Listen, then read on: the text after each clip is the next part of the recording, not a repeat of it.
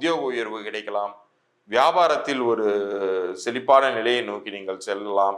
திடீர்னு எதிரே பார்க்காத வண்ணம் உங்களுடைய பழைய நண்பர்களின் நட்புறவால் உங்கள் லைஃப் வந்து நெக்ஸ்ட் லெவல் போறதுக்கான ஒரு வாய்ப்பு கிடைக்கலாம். இந்த 4.5 மாதங்கள் நீங்க எந்த அளவுக்கு திட்டமிட்டு செலவு பண்றீங்களோ அந்த அளவுக்கு அடுத்தடுத்து வரக்கூடிய அந்த 7.5 சனி காலத்திலையும் குறிப்பா நீங்க கவனத்தில் எடுத்துக்கொள்ள வேண்டியது, இந்த 138 நாள்ல எனக்கு என்ன நடக்கும்.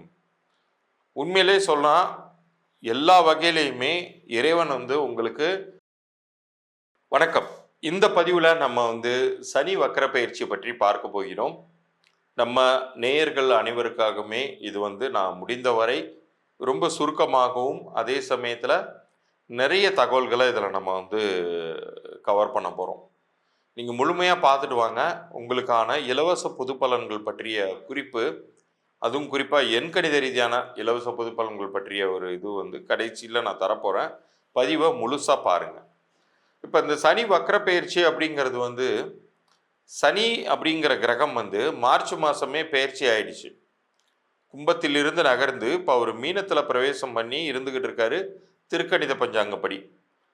ஆனால் வரக்கூடிய சிறிது காலம் மட்டும் அவர் என்ன பண்ணிடுறாருன்னு கேட்டிங்கன்னா, அவர் ரிவர்ஸ் டைரக்ஷன் எடுத்து, அதாவது அதுதான் வக்கரம்னு சொல்கிறோம். தங்களுடைய இயல்பை விட்டு முன்னோக்கி போகும்போது அது வந்து அதிசாரம்னு சொல்லுவோம். பின்னோக்கி வரும் பொழுது அது வந்து வக்ரம் அப்படின்னு சொல்கிறோம். ஜூலை 13, 2025 முதல் நவம்பர் 27, 2025 வரைக்குமான காலகட்டம் சனி வக்கர பயிற்சி காலகட்டம். அப்போ சனி வந்து பின்னோக்கி நகரும் பொழுது இது மறுபடியும் வந்து இப்போ நிறைய பேருக்கு 7.5 சனி முடிஞ்சிருக்கலாம், அஷ்டம சனி முடிஞ்சிருக்கலாம். இவங்க எல்லாருக்கும் இப்போ வந்து திடுக்குன்னு தூக்கி வாரி போடும். ஐயோ சனி ரிவர்ஸ் வந்துச்சுன்னா அப்போ மறுபடியும் எனக்கு 7.5 சனி ஆரம்பிக்குமா, மறுபடியும் எனக்கு வந்து அஷ்டம சனி ஆரம்பிக்குமா அப்படின்னு யாரும் பதற வேண்டாம். இதில் கடகத்துக்கு அஷ்டம சனி ஆல்ரெடி முடிஞ்சிருச்சுன்னா முடிஞ்சது தான் அது. அதே மாதிரி மகரத்துக்கு 7.5 சனி முடிஞ்சிருச்சுன்னா அது முடிஞ்சிருச்சு தான். இப்போ சனி வந்து பின்னோக்கி வருவதாக தெரிந்தாலுமே கூட அது வந்து மீன ராசிங்கிற அந்த கட்டத்தை விட்டு நகரல.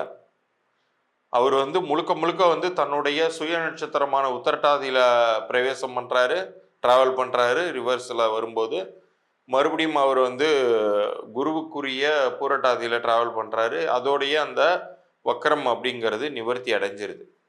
அதனால் யாரும் இதில் குழப்பிக்கொள்ள வேண்டாம். இதில் குறிப்பாக நீங்கள் கவனத்தில் எடுத்துக்கொள்ள வேண்டியது, இந்த 138 நாளில் எனக்கு என்ன நடக்கும். உண்மையிலே சொன்னால் எல்லா வகையிலையுமே இறைவன் வந்து உங்களுக்கு ஒரு நல்ல வாய்ப்பையே தரப்போகிறார் அப்படின்னே சொல்லணும். ஏன்னா இந்த ஒரு வருஷம்தான் ஒரே சமயத்தில் அடுத்தடுத்து 4 கிரகங்கள் பயிற்சி அடைஞ்சிருக்கு. சனி, அதற்கு பிறகு ராகு, கேது, குரு எல்லாமே பயிற்சி அடைஞ்சு ஏதேனும் ஒரு வகையில் ஒரு சாதகமான பலன்களை ஒவ்வொரு ராசியினருக்குமே இந்த பயிற்சி காலகட்டம் உருவாக்கி கொடுத்துருக்கு அப்படிங்கிறத புரிஞ்சுக்கணும். என்ன சார் எல்லாத்துலேயும் ஆஹா ஓஹோன்னாங்க, எனக்கு ஒன்றுமே நடக்கலை சார், ஒன்றுமே ஆரம்பிக்கவே இல்லை சார் இன்னும் அப்படின்னு நீங்கள் வந்து புலம்புவது கேட்குது. ஆனால் இந்த சனி வக்கர பயிற்சி காலகட்டத்தில் கொஞ்சம் கொஞ்சமாக நன்மைகளை நீங்கள் வந்து எதிர்பார்க்கலாம். அதை நீங்கள் வந்து வெளிப்படையாகவே நீங்கள் வந்து அதை கண்டு அனுபவிக்கலாம். அப்படிங்கிறத அனுபவத்திற்கு வரும் அந்த பலன்கள் அப்படிங்கிறத சொல்லி பகுதிக்குள்ளார போகிறோம். அதுலேயும் குறிப்பாக நான் ஏற்கனவே சொன்னது மாதிரி உங்களுடைய பிறந்த தேதி கூட்டு எண்ணிற்கு பொருந்தக்கூடிய அதிர்ஷ்டகரமாக உங்கள் பெயர் அமைந்திருக்கும் பொழுது நீங்கள் எதை பற்றியுமே கவலைப்பட தேவையில்லை.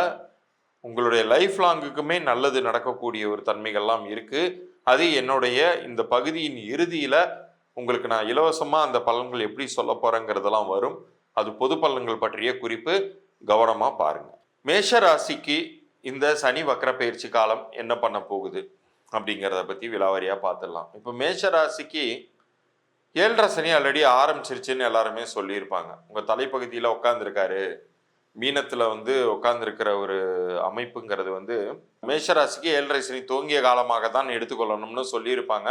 பட் பயப்பட தேவையில்லை. ஏன்னா இந்த சனி வக்ரம் அப்படிங்கும் பொழுது அவர் ரிவர்ஸ் டைரக்ஷன் எடுக்கும் பொழுது மாறுபாடான பலன்களை தருவார். உங்களுக்கு அடிப்படையிலேயே சனி யார்?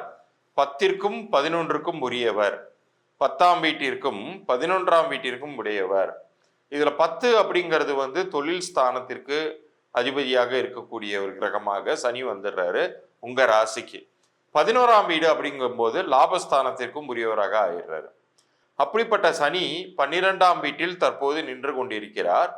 இவர் இந்த வக்கர காலத்தில் பெரிய அளவுக்கு நன்மைகளை ஏற்படுத்த போகிறார். வக்கரம் அப்படின்னு சொன்னாலே சூரியனை விட்டு மிகவும் தள்ளி இருக்கக்கூடிய ஒரு தன்மையில சனி போயிடுவாரு. அப்ப அவர் தனித்து இயங்குவார். எந்த ஒரு கிரகத்தினுடைய இன்ஃப்ளூயன்ஸுமே இருக்காது. ஒரு பெரிய ஒரு அந்த புல் அண்ட் புஷ் இல்லாம தனித்து சனி இயங்குவாரு. எல்லாத்துக்கும் மேல மாறுபாடான பலன்களை தருவார். 7.5 சனிக்குரிய எந்தவித நெகட்டிவ் பலன்களுமே இப்போ உங்களுக்கு நிகழ்ந்துராது. நீங்கள் தைரியமாக இருக்கலாம். சரி, என்னென்ன நன்மைகள் சார் நடந்துரும் அப்படின்னா, உத்தியோக உயர்வு கிடைக்கலாம், வியாபாரத்தில் ஒரு செழிப்பான நிலையை நோக்கி நீங்கள் செல்லலாம். யாரெல்லாம் அதிக வட்டிக்கு கடன் வாங்கியிருந்தீங்களோ நீங்க குறைந்த வட்டிக்கு உங்களுக்கு கடன் கிடைக்கலாம். திடீர்னு எதிரே பார்க்காத வண்ணம் உங்களுடைய பழைய நண்பர்களின் ஒரு நட்புறவால் உங்கள் லைஃப் நெக்ஸ்ட் லெவல் போறதுக்கான ஒரு வாய்ப்பு கிடைக்கலாம்.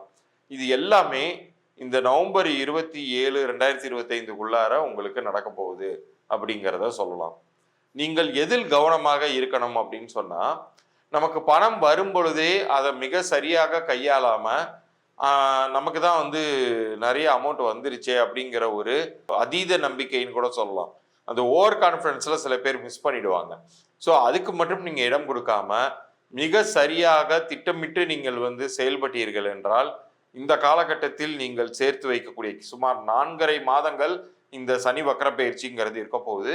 இந்த 4.5 மாதங்கள் நீங்க எந்த அளவுக்கு திட்டமிட்டு செலவு பண்றீங்களோ அந்த அளவுக்கு அடுத்தடுத்து வரக்கூடிய அந்த 7.5 சனி காலத்திலையும் நீங்கள் உங்களை மிக ஸ்மூத்தாக ஆசுவாசப்படுத்தி கொண்டே நீங்கள் உங்கள் வாழ்க்கையில் நீங்கள் செல்லலாம் அப்படிங்கிறத நீங்கள் புரிந்து கொள்ள வேண்டும். இந்த மேஷ ராசிக்கு உரிய பரிகாரமாக நீங்கள் குருஸ்தலம் எங்க இருந்தாலும் சரி, ஏன்னா செவ்வாய்க்குரிய கடவுளே திருச்செந்தூர் முருகா கடவுள் தான். அந்த ஸ்தலமே ஒரு பெரிய ஒரு குருவாக அவர் இருந்து மக்களுக்கு ஆசீர்வாதம் பண்ணக்கூடிய ஒரு இடம். அந்த இடத்துக்கு நீங்கள் சென்று வரலாம். இப்போ இவ்வளவு நேரம் நீங்கள் பார்த்த இந்த சனி வக்கர பெயர்ச்சியை தாண்டி கிரக சுழற்சிகள் அப்படிங்கிறது எப்போதுமே நிகழ்ந்து கொண்டு இருக்கக்கூடியது தான். அதை நம்ம கைகளால பிடிச்சி நிறுத்திவிட முடியாது தான். அதே சமயத்துல ஒரு மனிதனுக்கு அவருடைய பிறந்த தேதிக்கும் கூட்டு எண்ணிற்கும் பொருந்தக்கூடிய வகையில ரொம்ப பாசிட்டிவா ஒரு நேம் அமைஞ்சிருக்குன்னு வச்சுக்கோமே, அது அவருடைய லைஃப் லாங்குக்கும் நல்ல பலன்களை உண்டாக்கும்.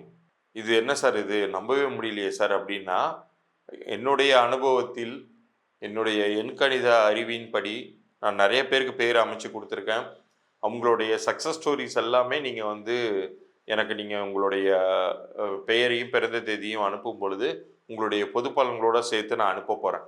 அந்த சக்ஸஸ் ஸ்டோரிஸ் கேட்கும்போது இதில் இவ்வளோ பலன்கள் இருக்கா அப்படிங்கிறது உங்களுக்கு புரிய வரும். ஆனால் நீங்கள் என்ன பண்ணணும்னா, உங்களுடைய பிறந்த தேதியும் பெயரையும் எனக்கு நீங்கள் அனுப்பும் பொழுது அந்த பிறந்த தேதிக்குரிய ஒரு நல்ல அதிர்ஷ்டகரமான பலன்கள் தரக்கூடிய வகையில் உங்கள் பெயர் அமைஞ்சிருக்கா அப்படிங்கிறத தான் உங்களுக்கான இலவச பொது பலனாக நான் அனுப்ப போகிறேன். ஆனால் அதற்கு நீங்கள் நம்ம சேனலை சப்ஸ்கிரைப் பண்ணி ஸ்க்ரீன்ஷாட்டோடு அனுப்பணும். நம்ம சேனலை சப்ஸ்கிரைப் பண்ணி ஸ்க்ரீன்ஷாட்டோடு அனுப்பிச்சிங்கன்னா உங்களுக்கான பெயர் பலன்கள் அது என்ன நம்பரில் இருக்குது, அது பொருந்திருக்கா இல்லையா அப்படிங்கிற தகவல்கள் வரைக்கும் மாத்திரம் நான் பதிவு பண்ணி நான் அனுப்புகிறதா இருக்கேன்.